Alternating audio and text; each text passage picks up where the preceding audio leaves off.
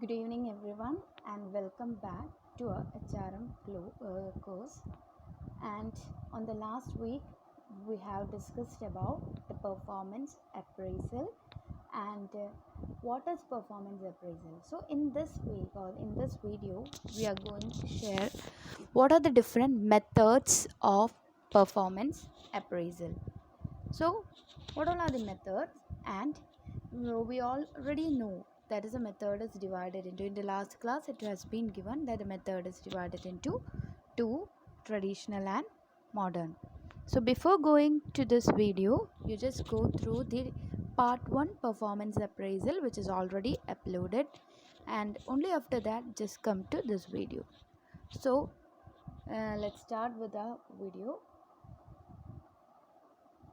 So, the methods of performance appraisal. So, before going to the methods, just have a recap about what is performance appraisal.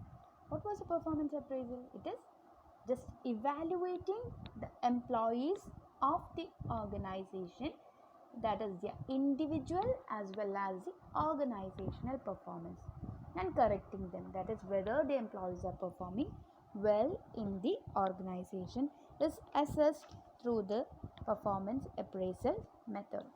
And there are different methods of performance appraisal, that is a traditional method and modern method. So in this video we are going to share different traditional methods of performance appraisal, and it is divided into different types like essay method, graphic rating, forced choice, field review, checklist, paired comparison, critical incidents, forced distribution, work standards, ranking, and confidential reports. So totally there are 11 methods of performance appraisal in traditional way, and in this video we are going to discuss only about the traditional method, and the modern method will be discussed in the next video.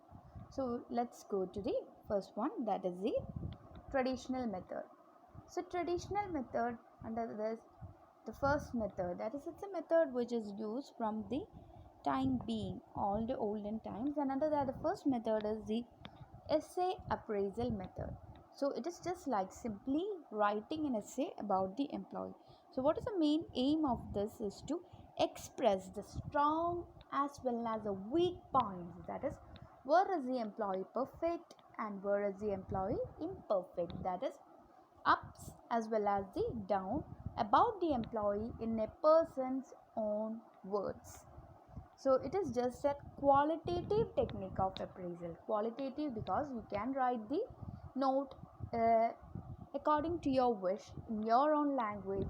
There's no other factors controlling, that is there's no option for ticking. You are writing your personal and genuine opinion about the employee. So this method is uh, helps the rater to know about the job knowledge and potential of the employee while performing the task, and together with the relationship of the employee with their co-workers and the employees general planning, organizing and controlling ability. Together with it also helps to identify the attitudes and perceptions of the employee in general. So it is always a non-qualitative approach, quantitative approach, sorry, it is a non-quantitative approach, which means it's a qualitative approach of assessing an employee in the organization, and it also helps to identify the commitment of the employee.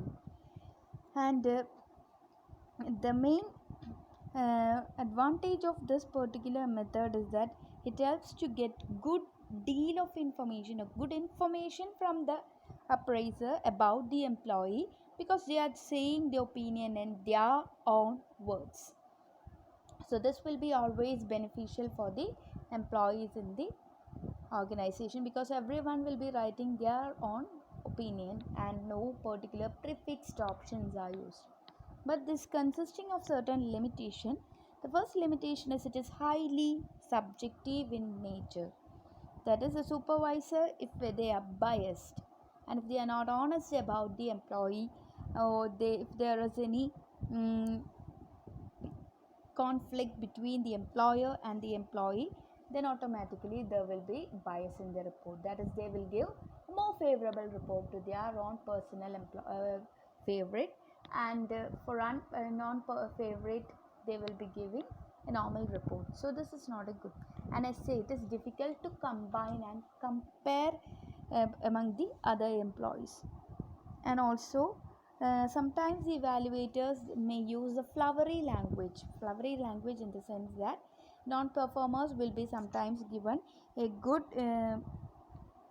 report to reflect that they will be performing well. And also it is very lengthy in content, and a busy appraiser will not sometimes, and a busy appraiser will not spend so much of time to evaluate, as well as some others will be taking a lot of time to submit the report. So this will make this method costly, and the chances of bias and comparison is very, very high.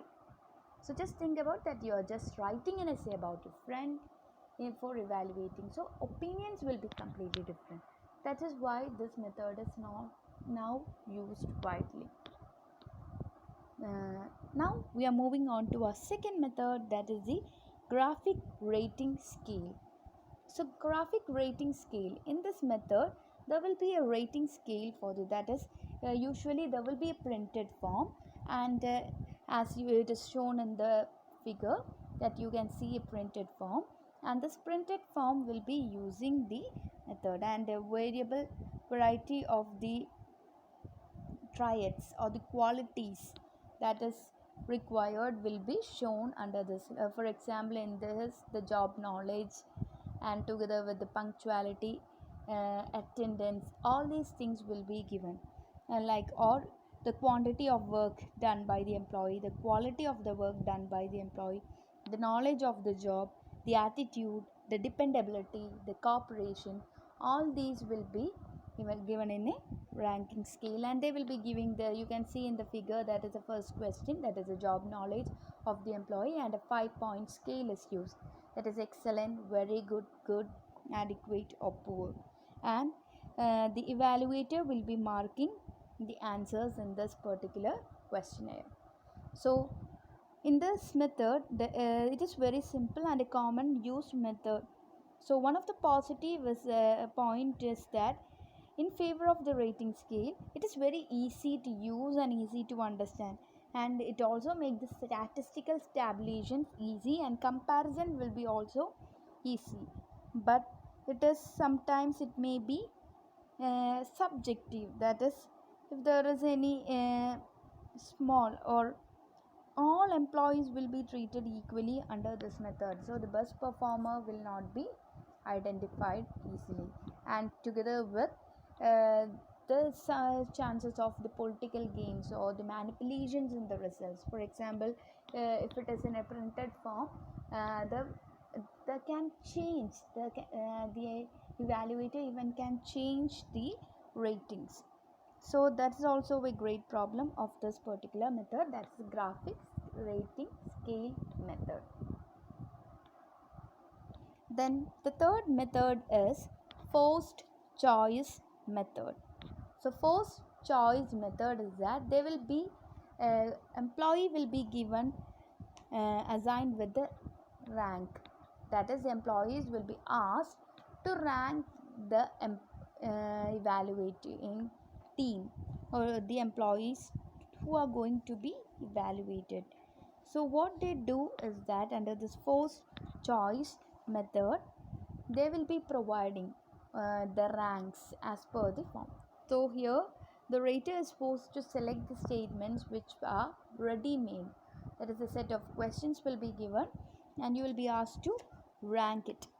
So under this particular method, for example, which is the can you be a leader? So this will be sometimes a question and you will be asked to give the rank. So this method will be used to correct the tendency of the rater to give consistently high or low rating to the employees. It makes a several set of pair phrases, that is positive and negative. So in there will be 4 phrases, that is most and least descriptive of a particular worker.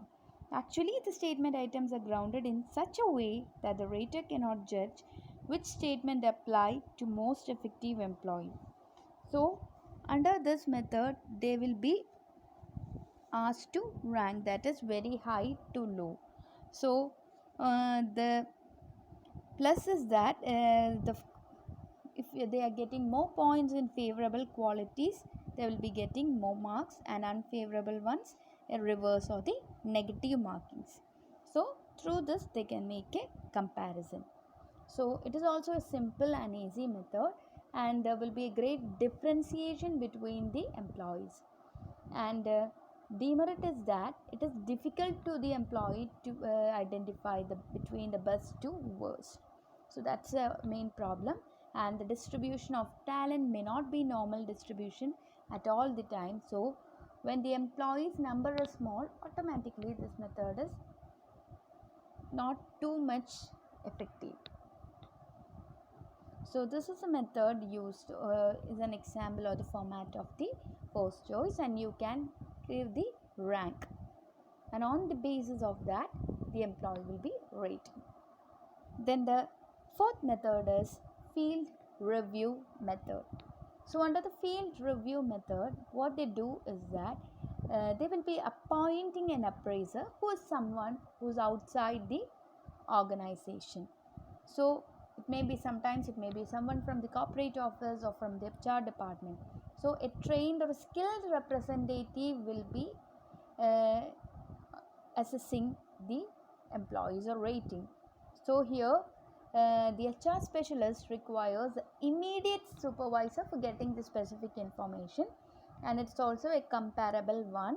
And the one advantage is that the chances of bias is very less, as the external is verifying, and there will be standardized form for verifying the employee's performance. The next method, or the fifth method, is checklist method.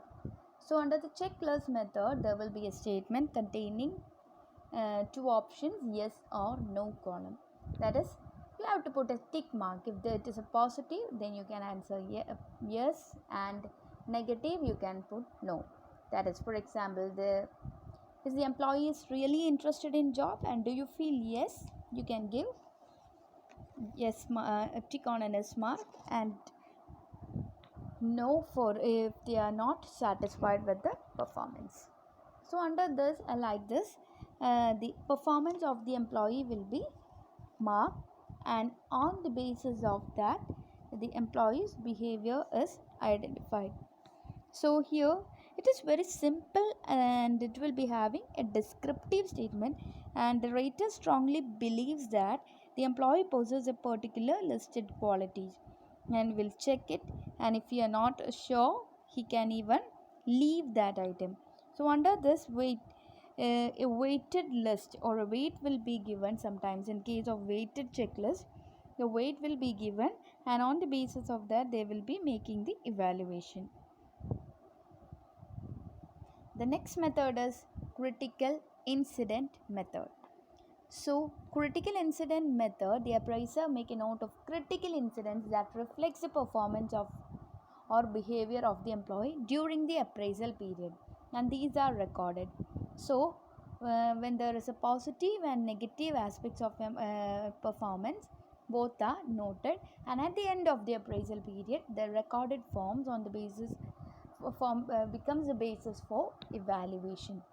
But this method is not so practical, because we cannot expect critical incidents all the time. For example, now the situation of the lockdown is a situation which is faced after a long time, so we cannot expect such situations all the times. So under this method we cannot able to handle. And for a good example of a critical incident in the case of a sales assistant is, for example, suppose in the July 20, a day, let the day be a July 20, and the sales clerk patiently attended to the client's complaint, and he is polite, prompt, and enthusiastic in solving the problem. So In that day, the client with a serious problem has called him, and he was very calm, polite, and he was very energetic for solving the problem. And in the same day itself, if the assistant stayed 45 minutes or taken 45 minutes extra break, which was a very busiest day, and he failed to answer the store manager's call. So, in such a situation, the store manager will definitely say that he is lazy, he is negligent, and he is stubborn and uninterested in the work. So, same day, uh, in the in the performance or in connecting with the customer, he did a well job, but after that he was lazy. That is, he has taken in being a busiest day, he has taken extra minutes of interval, and he didn't answer the call of the store manager, and he find that he was very lazy. So in the same day itself, if a positive and negative aspect is taking place, then automatically the negative aspects will be given more highlighted than that of the positive, because the human beings, we all know that the positives are less noted compared to negative. So this method is not much useful in all the situation. Then the next method is the confidential report method, and this method is used mainly in the government organization, and it is a descriptive method, and it is prepared at the end of the financial year. So what they do is that they will be the immediate supervisor, that is, just for example, if the student can be easily appraised by the teacher, or in case of our college, the professors can be evaluated by the director. So the director will be preparing a report, that is a confidential report, about this particular professors and their performance. So it is, and it is given the in confidence, that is, confidentiality of the report is not is the confidentiality of the report is maintained, that is, it will not be allowed to the general public at a whole. If there is any deviation, that particular employee will be called and that will be solved. So suggestions will be given by the superior to that particular employee only. The next method is forced distribution method. So under the forced distribution method, it always try to overcome the bias of the employee in the organization, because whenever you are making an appraisal system, the chances of bias is very high. So they will be having a fixed rate performance. So fixed rate in the sense that they will be dividing, that is a normal distribution curve. You know how the normal distribution curve will be, that is, it will be in a bell shape, right? A small percentage, that is a 10 percentage of the employee will be placed in the top, and the rest will be in the 20 percentage, and very good will be in the 20 percentage, 40 percentage in the good category, 20 percentage as average, and 10 percentage as poor. So it will be just like a normal distribution curve. And what they do is that they will be employees will be feel, that is, rating will be given on the basis of this 5-point performance scale without any mention of the descriptive statement. So workers are placed in two extremes, that is a good performers or bad performers. So in between there will be good, outstanding, fair, poor, or very good, or such situation, that is a division will be there, and on the basis of that the grading scales will be given. So apart from the job performance, equally important factor is here promotability, that is the employees may be classified in their promotional merits as aspect as well as. So it is always give that which employees are performing well and which employees are performing low. But there is a limitation for this method in salary administration. However, it is however is that it may result in low morale, low productivity, and high absenteeism, because if they are classifying the employee as a bad performer, automatically the employee will be feeling bad, and this will affect the performance. The next method is paired comparison method. So under this method, appraiser compares each employee with every other employee at a time. For example, if there is a 5 employees named A, B, C and E, the performance of A is compared with the performance of B, and a decision is made about that is the performance of A is better compared to performance of B. So then A will be compared with B and C, and D is compared in the order, and same will be repeated with other employees, and after the comparison the results can be tabulated, and they will create the number of times that each person is considered. For example, you can see from the table that is first A is compared with, so first you can see A is compared with B, D and E, C, and that is, you can see first A will be compared with B, and next C, then D, then E.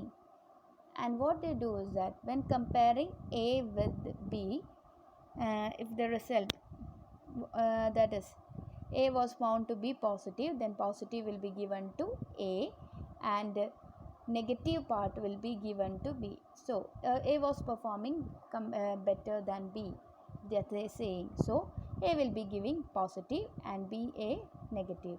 And next, if C is performing better than A, then automatically what happens is that A will be giving a negative, and what happens to C? C will be getting a positive. So A compared to C negative, and C compared to A will be getting a positive. So like this the performance is measured, and finally who will be getting more positive will be considered.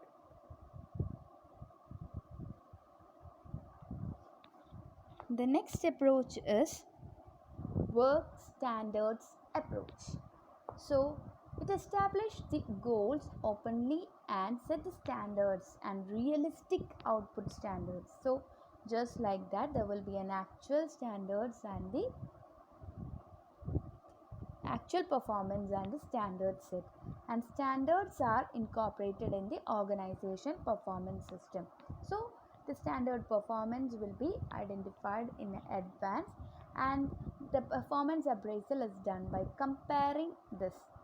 So this work for the long term situation, and after comparison, whether the employee is working well will be getting good points, and not working well will be getting bad. And it's very difficult to compare individual rating because standard of work may be different for different job. For example, the standard of job of a plumber may be different from that of an office staff, and it does not allow reasonable deviations as well.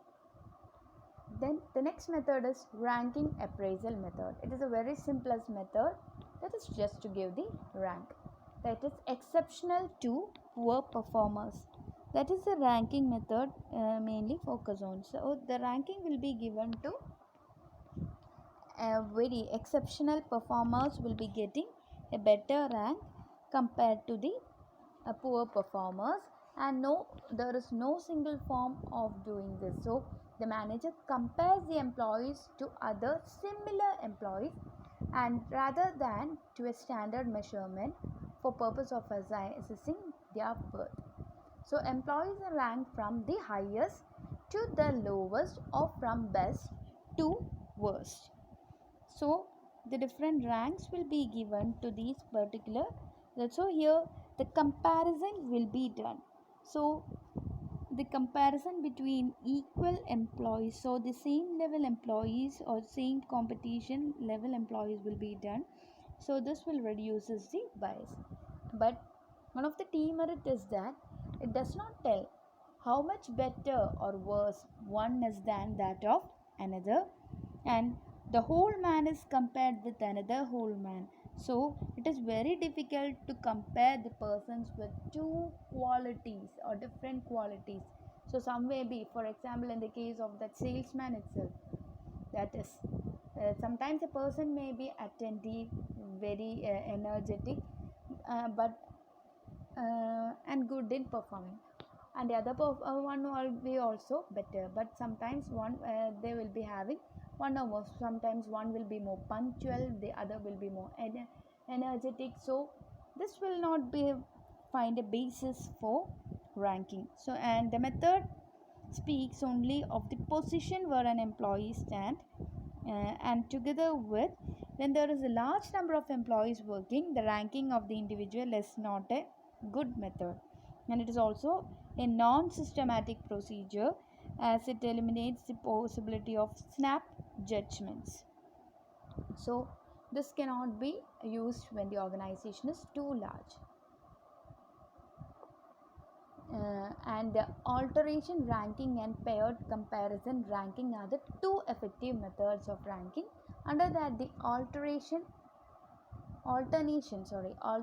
ranking is, if we consider a list to be prepared for all employees who are to be rated, the employee who is highest on the characteristics being measured and one who is the lowest is indicated, and the next highest and the next lowest are chosen by alternating between the highest and lowest, and it will be continue until all the employees to be ranked. So in this case, the employees work under several managers. Each one of these managers rank his own assessment. So everyone will be ranked from highest to lowest. So, and the comparison between all the results of all these managers will be taken to make the final decision. For example, you can see that is the employees Priya, Reshma, Deepti, Deepak, Akhil, and the manager A, B and C. So they are giving different ranks. So the mean rank of Reshma is 6.6, that is she is on an average and the best performer of all the 5 employees.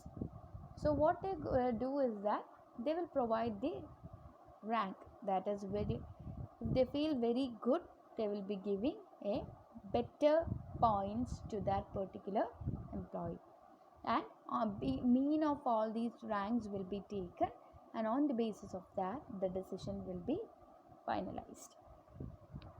So this method is simple and easy to administer, and it's a cost effective, but it's not suitable for the large organization. Here only the 5 employees is there, so it was easy to done. Then comes the paired comparison method. So paired comparison method means employees will be made into pairs, that is, the manager is provided with slips containing 2 names. He is required to tick which one is better. So the names are clubbed in all permutations and combinations so that the employee is compared with the other employees easily, and total number of pairs compared will be given with the formula, that is n into n minus 1 by 2, that is number of employees to be rated. For example, in this situation, if there is a 5 employees are there, then 5 into 5 minus 1 by 2. So 10 comparison have to be done. So suppose if there are 6 employees, sorry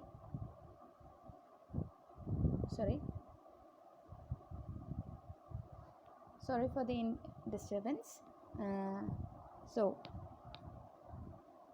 suppose if there are 6 employees, what will be the formula? 6 into 6 minus 1 by 2.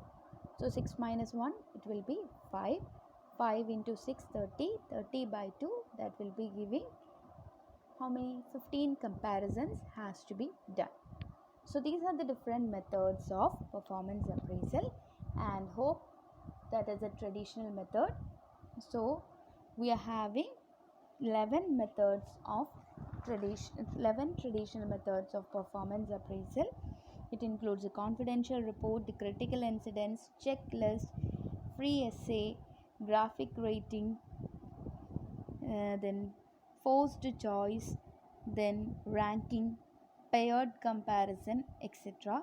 So this is the traditionally used method, and this particular topic is very important for your next semester as well. So please go through it and please give your comments under this video.